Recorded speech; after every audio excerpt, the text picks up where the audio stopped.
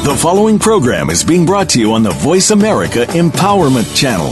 For more information about our network and to check out additional show hosts and topics of interest, please visit voiceamericaempowerment.com. The Voice America Talk Radio Network is the worldwide leader in live Internet talk radio. Visit voiceamerica.com. The views and ideas expressed on the following program are strictly those of the host or guests and do not necessarily reflect the views and ideas held by the Voice America Talk Radio Network, its staff, and management.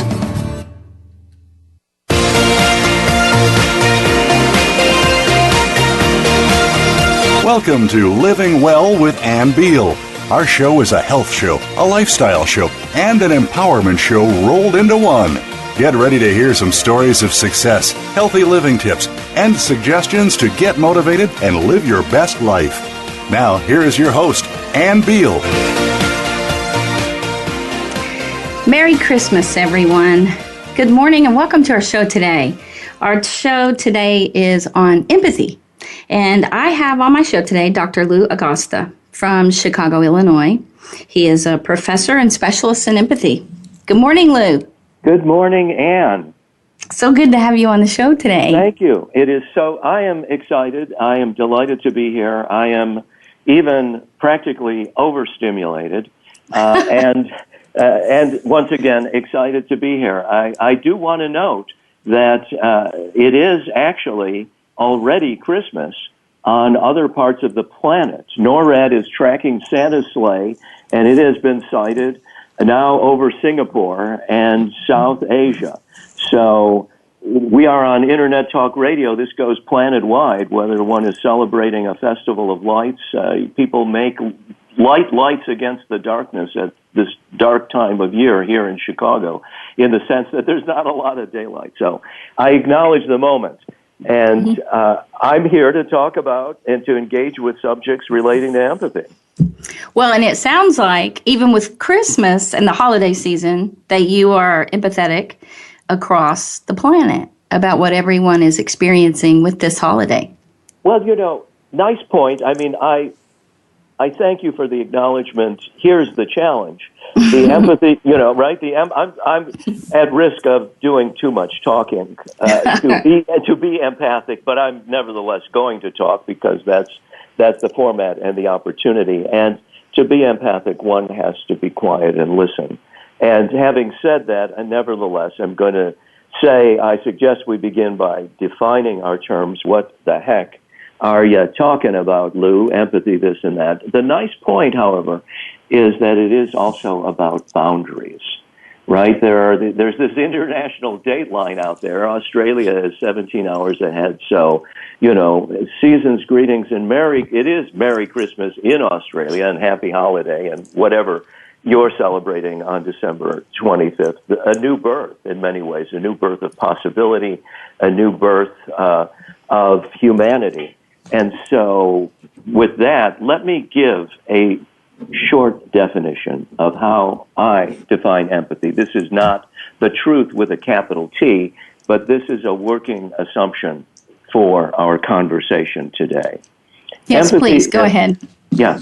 Empathy is, I know what you are feeling because I feel it also, not as a merger, but as a vicarious experience, such as one might have in the movies or the theater or reading a novel where one partially identifies, say, with the protagonist, the hero, but still knows that I'm a different person than that other person. Yes, I put myself in your shoes and, so to speak, walk in your moccasins so that I know where they pinch, right? Right. And I walk in your moccasins not as a size 7.5, which I am, but whatever, maybe as a size 8 or a size 6, which you are. So I take on aspects of who you are, your character, your personality, your character traits, you as a person and as a possibility to see how the moccasins fit or not. So a lot of work in empathy is about boundary issues. Empathy is crossing a boundary between the self and other, and doing so while respecting the boundary. I consider that a short definition. That was like 2 minutes. Yes, and that's the PhD. You guys are so technical, and that's cool. But that was a great definition, the vicarious living, really, of someone else's life, that you can put yourself into that and feel it like you would a book when you're reading a book or a movie, that you can feel the characters and you can feel the experiences. Same thing with people in real life. Well, and that's why I wanted to have you on today with Christmas and the holiday season, because I really feel like this is the best season that empathy is really inspired almost, that people seem to be able to feel other people, their pain, their joy. They experience it a lot more. Maybe they're more open to it this time of year. Well, on a good day, I mean, the holidays can be stressful. And so if there's not a lot of empathy, maybe I could bring some along, or you could bring some along when the guy or man or woman at the checkout counter is stressed out. Maybe if they don't have a smile, I could have one, offer them one of mine. This is, I think, a point worth making. Some people say, we need more empathy. It's Christmas, we need more empathy. And yes, of course, I wouldn't argue more is okay. But I actually believe in my heart of hearts that there's enough empathy to go around already. And the challenge, the task, and kind of the work I do in the community and in conversations that I have with people is to expand the empathy that's already there. So, that's a complete thought. I mean, I probably should pause for breath at this point. Well, yeah, because I want to let the listeners know about you. Now, you live in Chicago. So how's the weather right now at Christmas time in Chicago? Well, I count my blessings. I got a condominium here on the lake, so I'm looking out at Lake Michigan, and it's kind of foggy and gray, but mild. And that's good news. We're not having any power outages because of storms. There are a lot of people across the country who have got, literally, there was a terrible storms yesterday. I-70 in Colorado is shut down for 100 miles. They're probably going to have to send out the National Guard to get people out of their cars. I'm fat, pardon the expression, fat, dumb, and happy here. Thanks for asking. And enjoying a mild, so far, knock on wood, we're jinxed now, a mild winter. Now we're doomed. The polar vortex is going to come back. My having said that. Yeah. In Chicago, when I think of Chicago, I think of windy. I think of wind. And immediately people think of snow. But do you get a lot of snow in Chicago? The short answer is yes. Oh, okay. Short answer is yes. Okay. We're in the snow belt here. I didn't even know that. We don't get buried alive. I've only been like one time. Yeah, so. And it's a great city, but not necessarily because of the weather, right? It's a large urban area. We've got great art, great symphony. I'm not a member of the Chamber of Commerce, but maybe they'll elect me after talking about Chicago. After praising the Art Institute. It's one of the great art museums we've got. Great museums, great entertainment, great theater. And it's a big bad city, so be careful, be careful out there. I think that's probably true anywhere across the country when you're going out. But so I'm a booster. I'm a booster of this town, born and raised here. How much do you want to hear about me? I got some stories growing up here.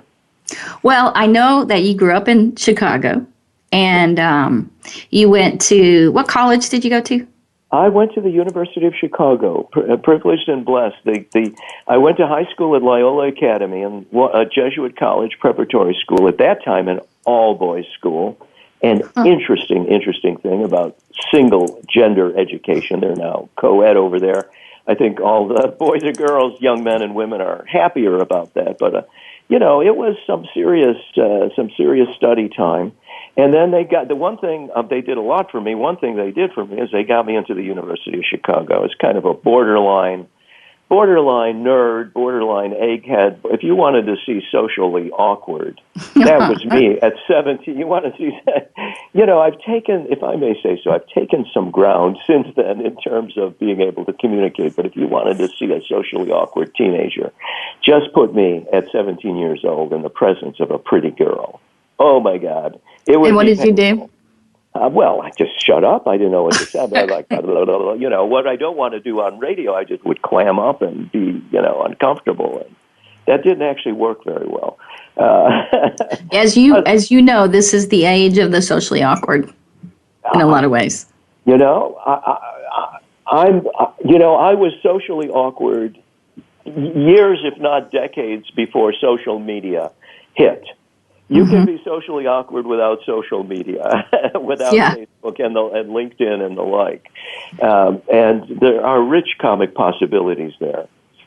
Yes, rich comic possibilities. But a lot of the socially awkward when they were young are some of the most successful people today. Well, I compensated, right? I mean, so there's maybe an empathic moment here. I went out for theater in high school and college. I did speaker training, such as, this is just a fact, Dale Carnegie does a nice speaker training. I mean, there's a lot of interesting things. I trained myself and forced myself becoming a teacher, right? I mean, you have to get up there and say something meaningful and intelligent and be peppered with questions about it. As soon as a person says something, naturally they will be challenged. And I mean, I'm looking here actually I want to connect the dots with the empathy conversation at this point, because that's one thing that people do who are successful is they do an assessment of their strengths and weaknesses and what they're comfortable with and what they're uncomfortable with. And sometimes one way of dealing with that is to compensate. If you don't like to speak, put yourself in positions which you stretch your comfort zone and take some risk and volunteer to do public speaking or, what your activity of choice to give back.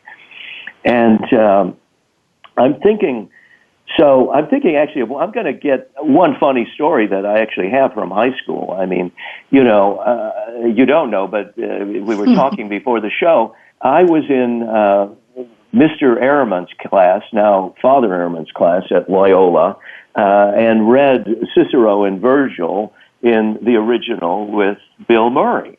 He's in my high school yearbook, and he went on to become a Oscar-winning movie star for Lost in Translation and other funny movies, such as Groundhog Day and Caddyshack. Caddyshack. That was a breakthrough flick. It was a flick, right? But there's a connection. I mean, so two things. I want to make 2 points about empathy. Lost in Translation. In many ways, empathy is about translation. The word does not occur in that movie. He went on to be, as I say, a Oscar-winning movie star, and I went on to appear on Living Well with Ann Beal. There you go. I'm doing great. We're doing great here. Hey, we got no reason to apologize, Ann, But the point here, more to the point,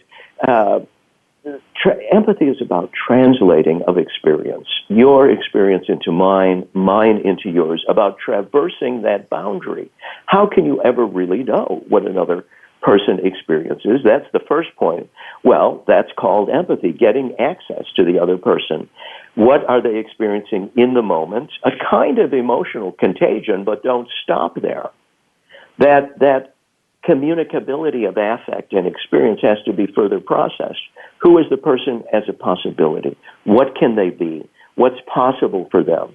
And the second point is the close connection between empathy and humor. Right? I mean, there was a lot about that movie. I mean, you might not have seen it. But there was some humor in the movie. It was also a serious movie and significant about relationships, whereas Caddyshack was kind of I would even say it kind of dumb humor, and it was funny. I liked it, right? And you can see a lot of, humor is one of those things where you can't argue about taste. If you laugh, you laugh. And here's the thing: both empathy and humor are about crossing the boundary between self and other. You're working with boundaries, and you're doing that in relationships. I'll give you an example. I'm going to tell a joke. I'm going to take a big. I was hoping you would, because I kid around about you sounding like Dennis Miller, so you definitely need to tell a joke. Well, I might have told you this one already, but so here's the joke. I mean, you got to be careful with this, but how is Christmas like a day at the office?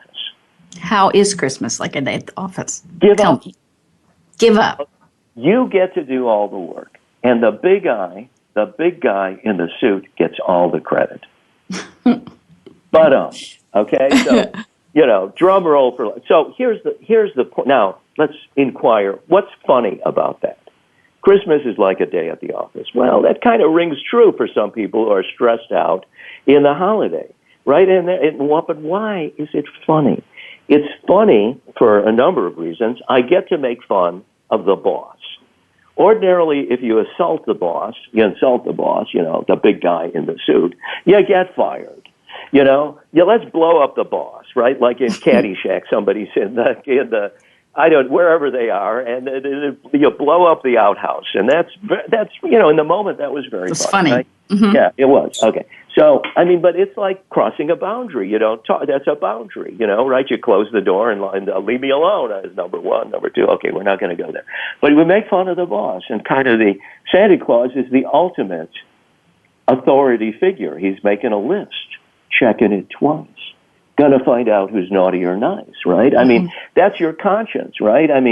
You better eat your spinach, whatever. Your meal of choice, right? And so so how is that like empathy? Well, that's different than empathy in that humor is more edgy.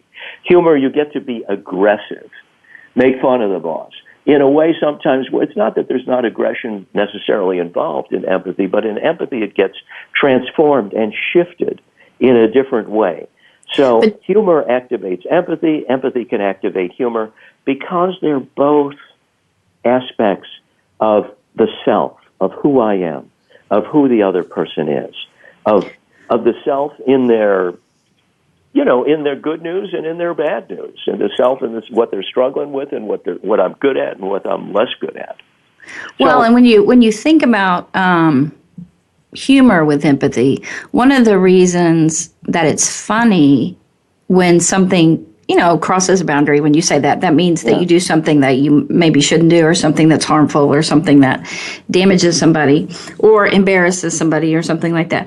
But you have people like even the Medea movies, I think they're hilarious. I just think they're so funny. And it's because I empathize with people who go through breakups or who are lonely or things like that. And so when you make humor, which is something like with the boss, you say because it's a kind of a stereotype. Everyone knows how that feels usually in some way or another. So it's really great to be able to laugh about it. Now, one of the things I wanted to let the listeners know is that you really specialize with listening with empathy.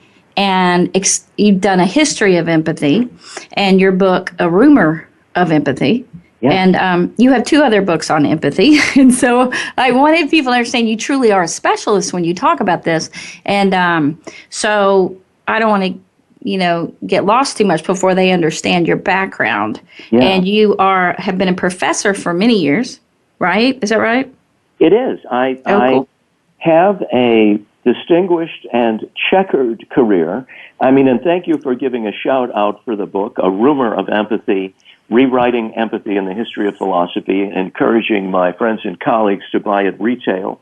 And it is an academic and a scholarly work. However, I respectfully submit it is accessible, and I'm building a foundation of a rigorous, I don't know, scientific might be too fancy a word, but a rigorous foundation in scholarship and in rigorous distinctions in order to bring forth empathy in individually and in the community. And you allude, so here's, after I got my PhD, piled higher and deeper, I actually graduated in philosophy. I wrote a dissertation in the philosophy department on empathy and interpretation. One of my mentors and eventually dissertation advisors was being psychoanalyzed at the time. It's a form of dynamic psychotherapy. And so he met a number of the psychoanalysts in Chicago, the most famous of whom was Heinz Kohut, also Michael Franz Bosch, Arnold Goldberg. All of these are well-published therapists, medical doctors, psychoanalysts. And he said to me, Lou, Kohut is innovating in empathy. Heinz Kohut put empathy on the map in a number of the books he wrote on the analysis of the self and the restoration of the self. And at that time, he was innovating, and they wanted to know, does this thing empathy have legs? And they said, well, we need a scholar to investigate the history of empathy. Sounds well, and I want to take a break. We're going to go to a commercial, and when we come back, Lou, we're going to explain the difference between empathy and sympathy, and why we want to spread empathy into the community, especially this time of year and all year through. So let's take a break. We'll go to commercial. We'll be right back with Lou Agosta on Living Well.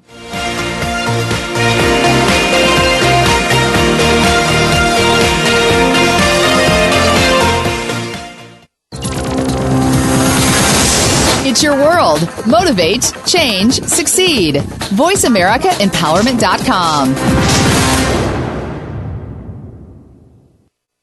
Mothers and daughters have a unique relationship. There are trying times and loving times. There is joy and there can be heartache. Listen for Communicating from the Heart, the Empowered Mother-Daughter Relationship. Your hosts are Elizabeth Lutz along with her daughters Danielle and Melissa Schonecker. Come with them as they share an open and honest discussion to help mothers and daughters everywhere strengthen and support their own relationships. Listen Tuesdays at 5 p.m. Pacific, 8 p.m. Eastern on Voice America Empowerment. Have you ever noticed that sometimes life just feels easier, especially when judgment of you or anyone else ceases to exist? What if you could function from that space all the time? What if gratitude is the key? Every time you are grateful for someone or something, a new universe opens up. What difference can you create in your life and the world from the energy, space, and consciousness of gratitude? Join us on Access Consciousness Presents Beyond Saying Thank You every Tuesday at 12 noon Pacific Time on the Voice America Empowerment Channel.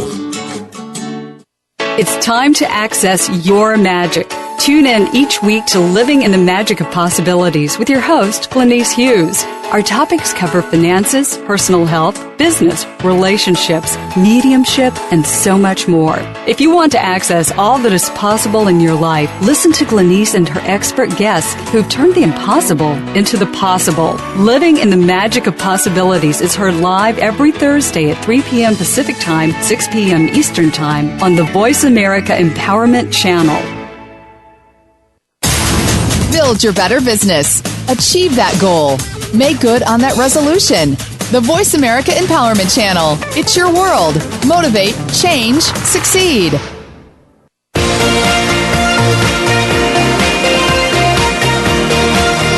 You are listening to Living Well with Ann Beal. We'd love to hear from you with comments and questions about the show.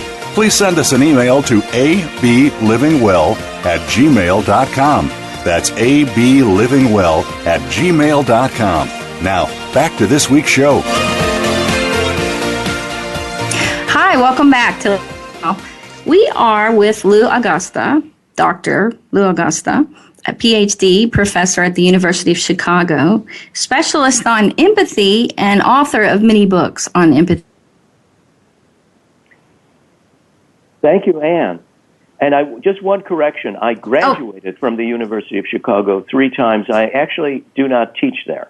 Where do you teach? I teach at the Illinois School of Professional Psychology at Agosta University right now. Oh, yeah. And well, thank you I've taught for at other correcting schools me. around Chicagoland, Loyola, DePaul, Roosevelt University. But just to clarify. Now, you're also a psychotherapist, too, right? In private practice here in the Illinois, Chicago geography, yes. I thought so. Okay. My commitment is to empathy. Guess what? I mean, no surprise. My commitment is to a gracious and generous listening. That's what I offer. That's what I'm serious about, and that is my commitment. We were going to talk about the difference between empathy and sympathy, as I recall. Right, and I want to explain the difference to them in altruism. People might not even know the definition of all these words, and so, but I also want to talk how a person can train themselves. 'Cause I know you're a specialist at that. How a person can train themselves to be more empathetic, have empathy towards other more, to really be able to feel what they're feeling more. How do you train? So I want to get onto those two things this segment.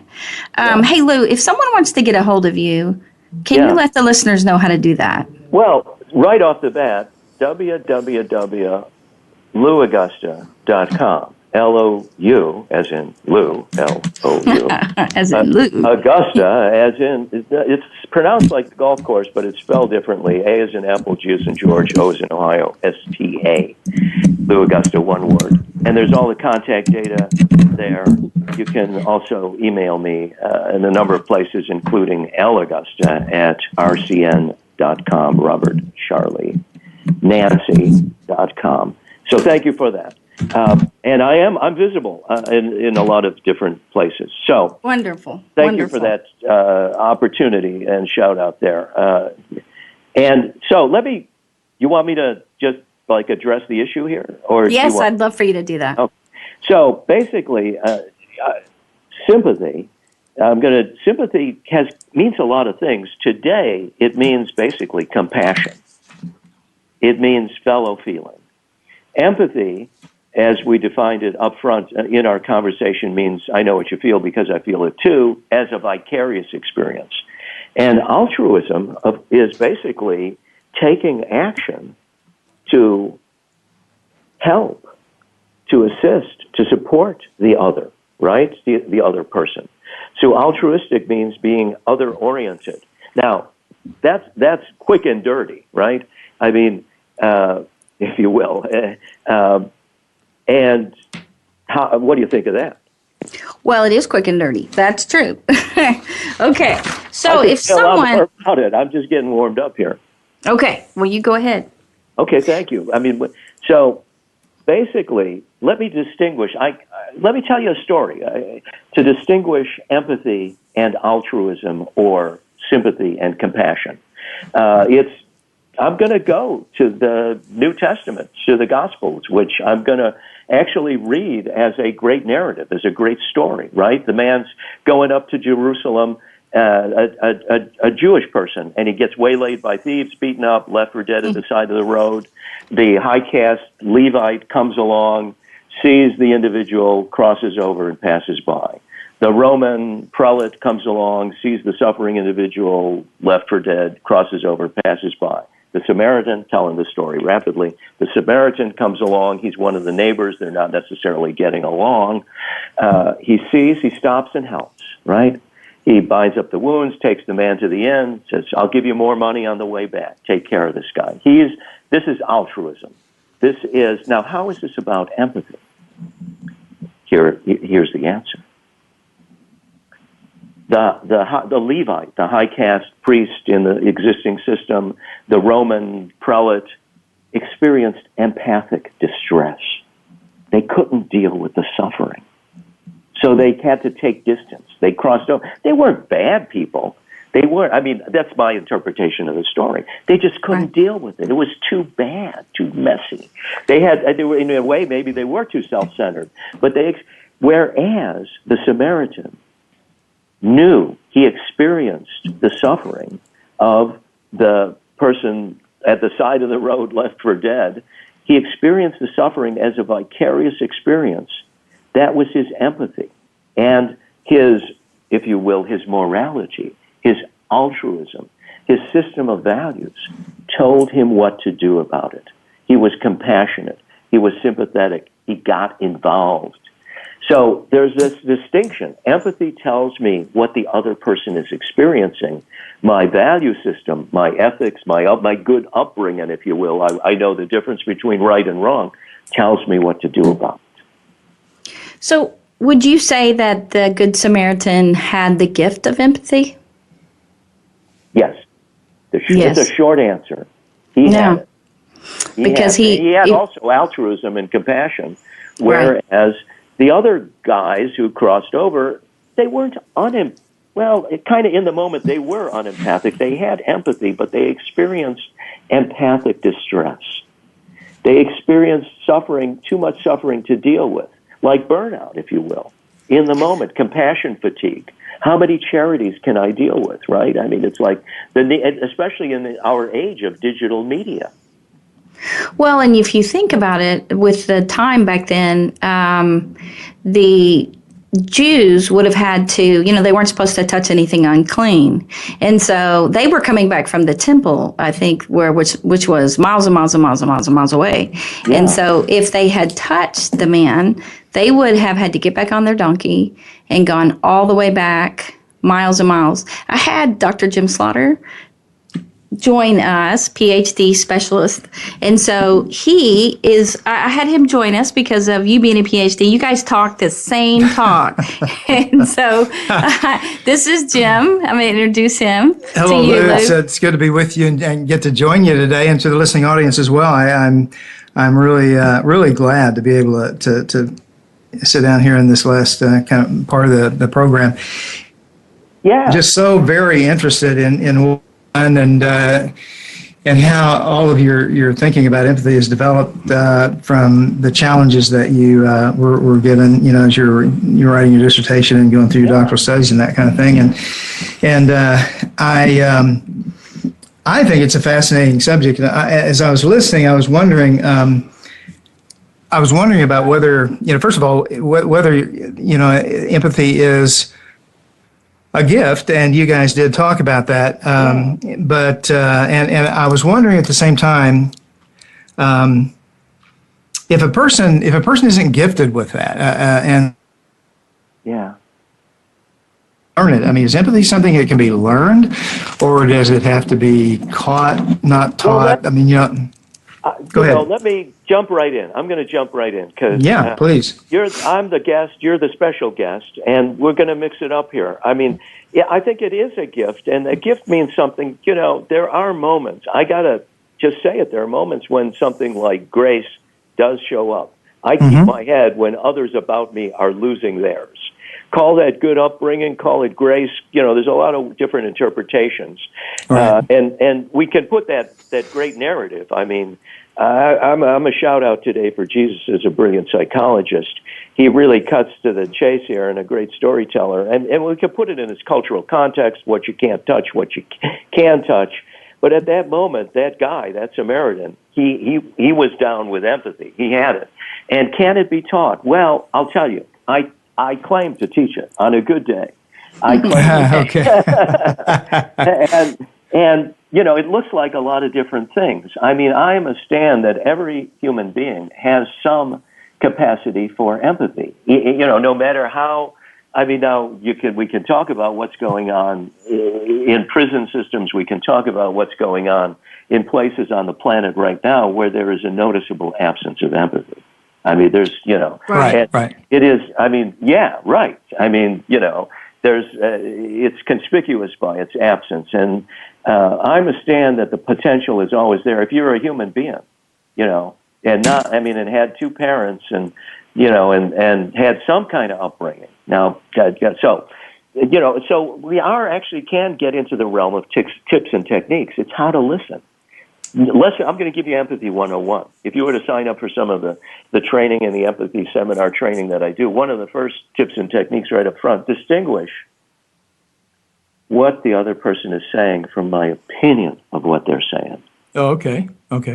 I'm listening to Anne say, well, maybe the high caste Levite had some cultural rules and regulations. He couldn't or couldn't touch, and yeah, right. Well, I might have that thought.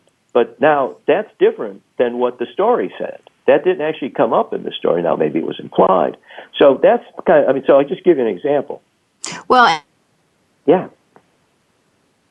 What I'm aware of is the way people are today. I mean, everybody's on their way to work. They're in a hurry. They have, they don't want to, they have so many burdens on them that the more burdens they have and the more stress they have and the more really worries they have, to the empathy. And these Levites, if they, they didn't want to have to travel all the way. Well, we can only guess. I mean, we don't know, but they would have had to travel back to the temple again. Yeah. And how many miles was that, Dr. Slaughter?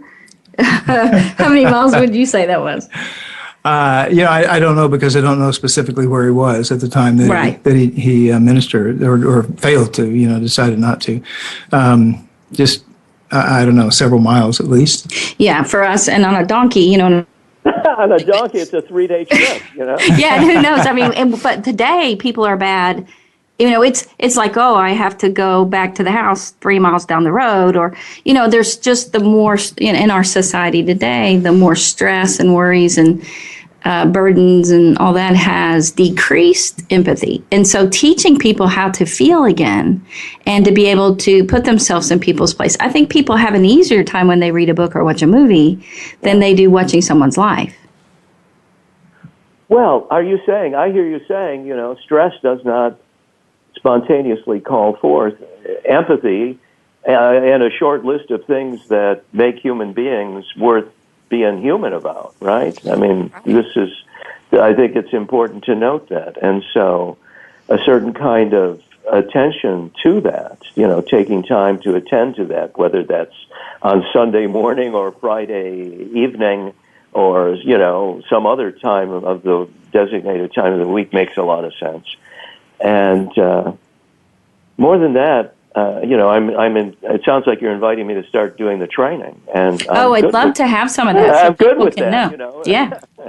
Yeah, but I also want to pause for breath. I mean, another thing that calls forth in presence is empathy, is to give recognition and appreciation. When people are stressed out and they're not being their best selves, to try to find something that one can acknowledge, and maybe it's it's not easy at this time of year, right? I mean, and people are dealing with a lot of stuff. The holidays can be very confronting from people. It's like, I'm going to say it. There's that great picture by Norman Rockwell, the illustrator, right? The big turkey in the middle, and the family so happy, and grandma and grandpa, and Bud and sis, and the parents, and it's a wonderful. Wouldn't it be nice? I mean, a lot of families do actually get there on a good day. A lot of times there's struggle and effort. And that's when not only empathy, but humor and compassion and sympathy are in the short list of things to bring to the table, literally, along with the turkey. Along with the turkey. But it is amazing how even an angry person can warm up and become more tender when he, hears a good word, some kind of an uplifting comment that you make, rather than joining in his anger or frustration or whatever it may be. I mean, it's amazing, and the scriptures point this out over and over again, that that a good word, an uplifting word, is something beautiful and wonderful and enjoyable. It changes things when people hear that kind of thing from us, I think. So. It's good medicine. Yeah, good medicine. Right. A kind word turneth away wrath. I mean, boy, does it ever. Great video clip on ABC Nightly News yesterday. Road rage. It's fender bender. These two guys, big mistake. Don't get out of the car. Both these guys get out of the car. This is not going to go very well. They know each other. They start hugging. They hug. I mean, their fists are drawn. It's not going to go well. They recognize one another. They embrace. My God, they come to their senses, right? I mean, it rarely does it happen that way, but a kind word turns away wrath. And here's the thing. When people's boundaries are violated or they perceive a violation, that then they get enraged. I mean, and I'm not saying that sometimes, when your boundaries are violated, maybe you should be a little angry, right? There's a lot of bad stuff going down on the street. Give me my space. I'm riding the public transit, right? I mean, I want to keep my wallet, right? Yeah, right. Yeah. I mean, and it's like, I'm not making recommendations here, but yet, there is this, but once again, in terms of this work around boundaries, if you can keep one's wits about oneself, and really it's unintentional, like in this case of the fender bender, and acknowledge that we got an insurance claim rather than road rage. Well, so wherever there's empathy, be aware there can also be anger and even rage and wrath. Right. And I think that part of that is letting people know how to bring about empathy and love and for people to understand them. And what's interesting at Christmas time, people are thinking about what other people's like, what other people like, what other people want, because they're looking at buying something for them or doing something for them. So it actually turns their attention toward thinking about other people and what they want or need or feel. And so I want to talk more about that. We're going to go to break for our commercial, and we will be right back with Dr. Lou Agosta and Dr. Jim Slaughter talking about Lou's book and empathy.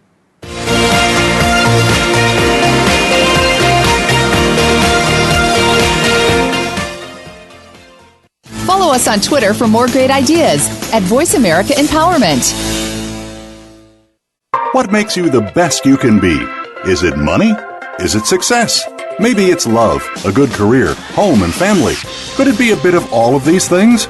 Be the best you can be with Dr. Linda Sanicola, along with her featured guests, will bring you the tools that could be the answer to the questions you've been asking. You'll get to the root of some of the problems that have been keeping you from being the best you can be and tackle them head on.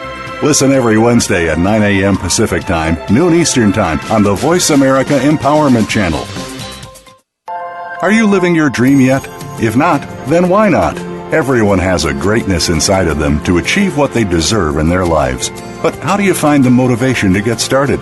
Tune in to Your Authentic Life with host Susan Cranston. Susan's advice, along with expert guests, will help you improve your relationships, start or change your career, and achieve the seemingly unattainable goal. Listen live every Wednesday at 2 p.m. Eastern Time, 11 a.m. Pacific Time on the Voice America Empowerment Channel. You have the power within to achieve anything, be it wealth, balance in your life, getting over your fears and roadblocks, and creating a positive impact on the world. Let Darby Mack show you how on the Powerful, Passionate, Prosperous Woman Show. Darby will bring you the tools and tips that you need to make it all happen with engaging guests and topics that will help you make your dreams come true. The Powerful, Passionate, Prosperous Woman Show is heard live every Thursday at 9 a.m. Pacific Time, noon Eastern Time on Voice America Empowerment. We're on Facebook along with some of the greatest minds of the world, and that includes you. Visit us on Facebook at Voice America Empowerment.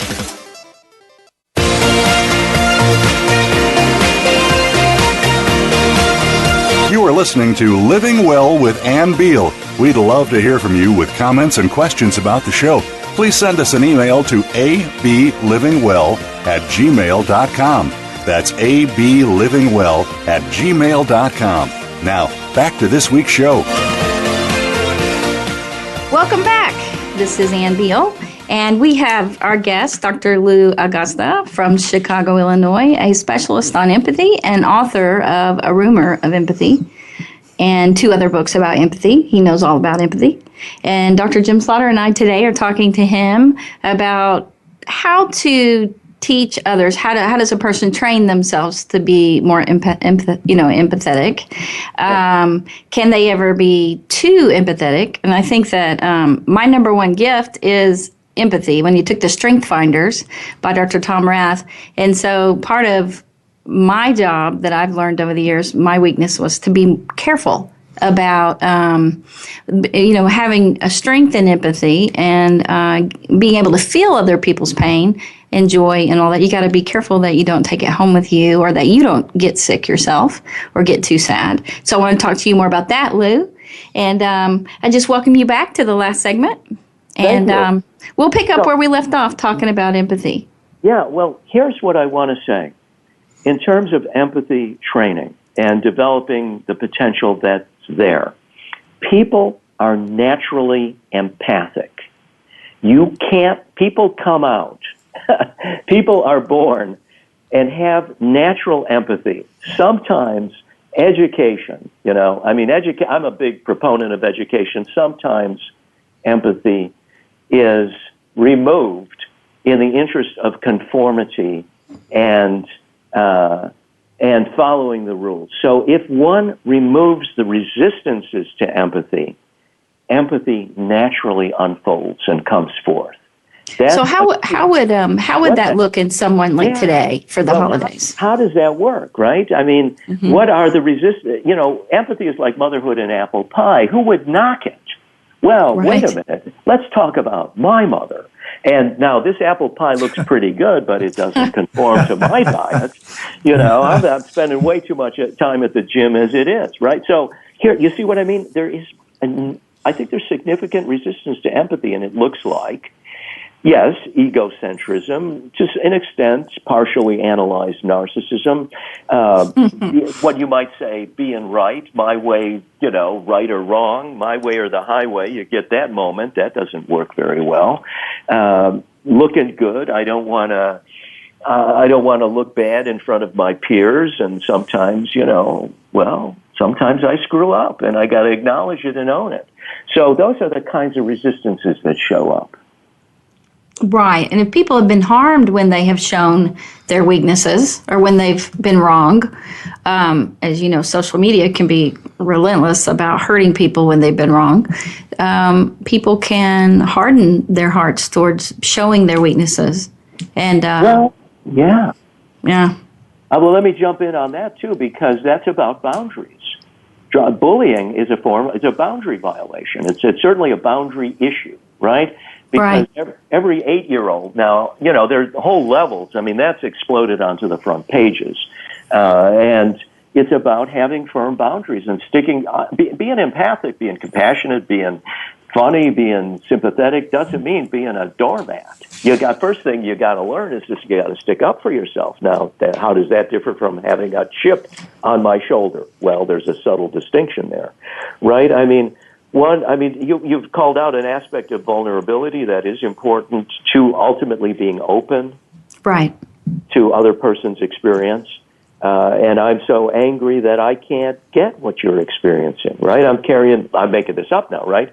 But, it's not that I haven't had my mountains to climb, and, there's anger that I own and need to disown on a given occasion.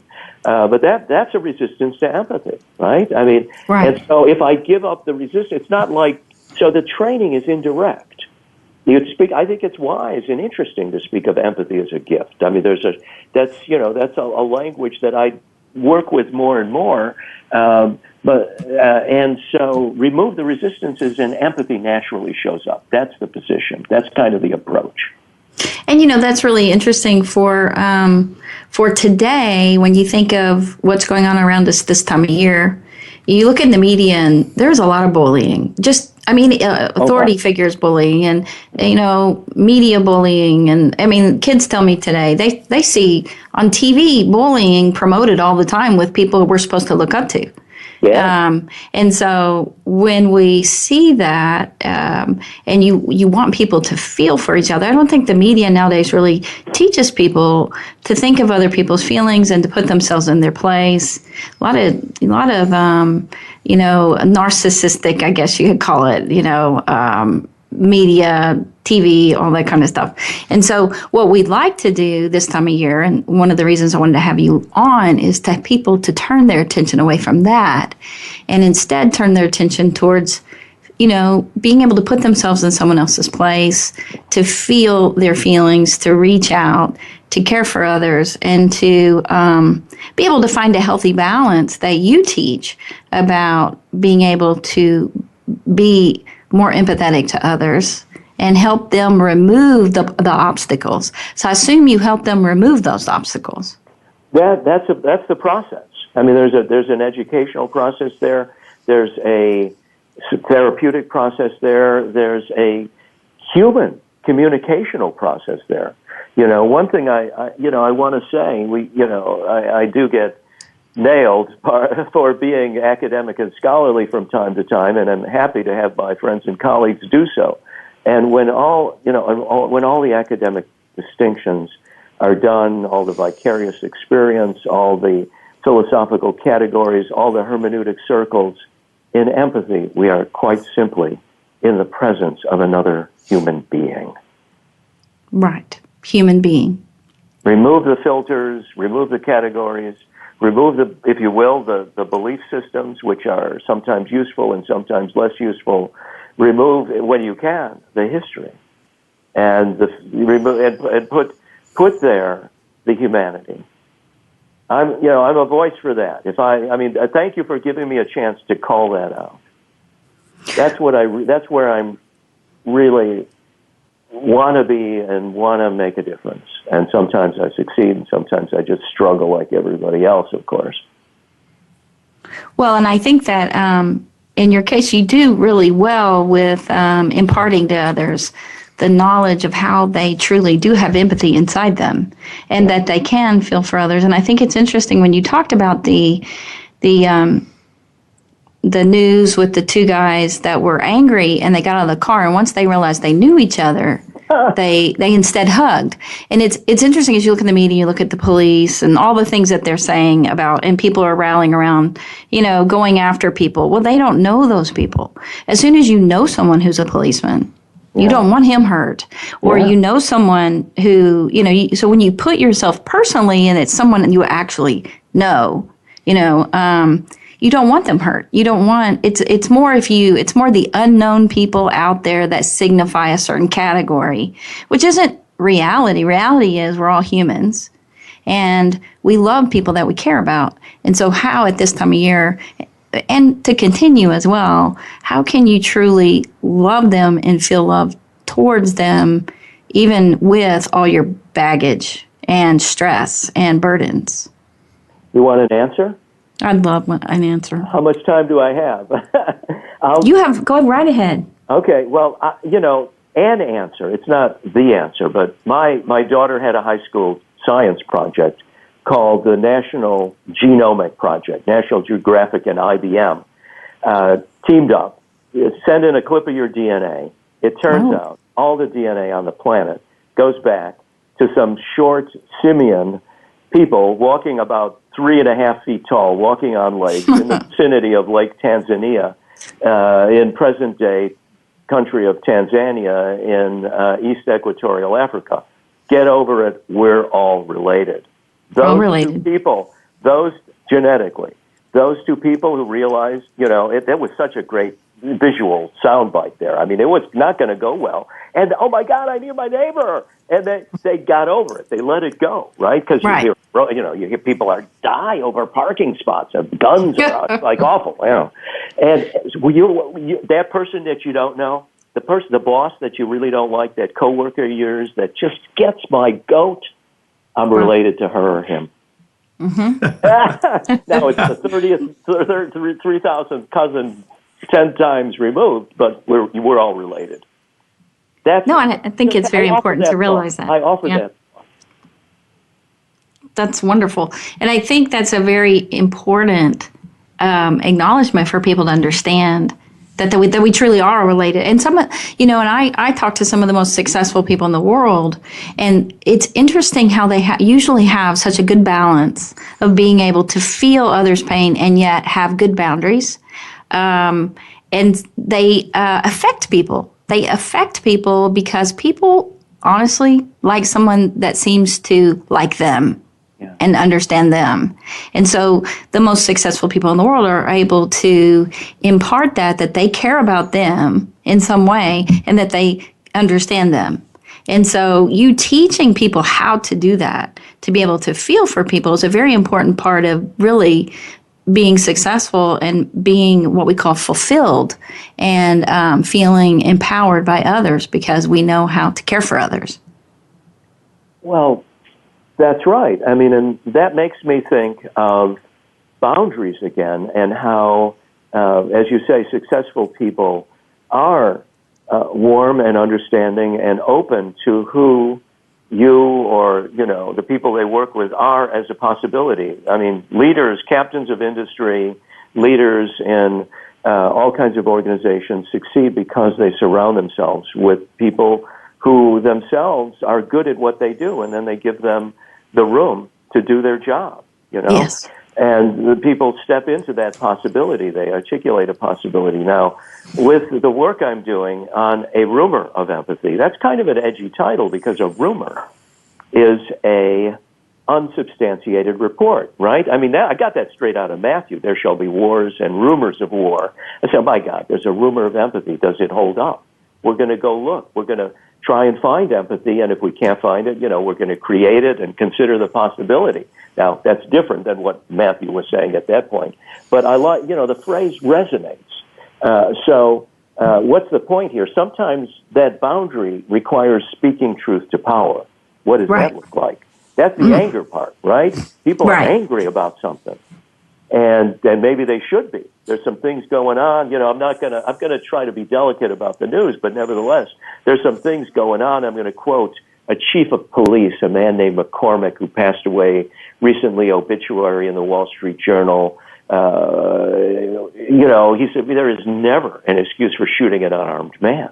Never. I mean, he's chief of police, big city, not Chicago, but, I don't say that's the truth with a capital T. I say we got to consider the possibility.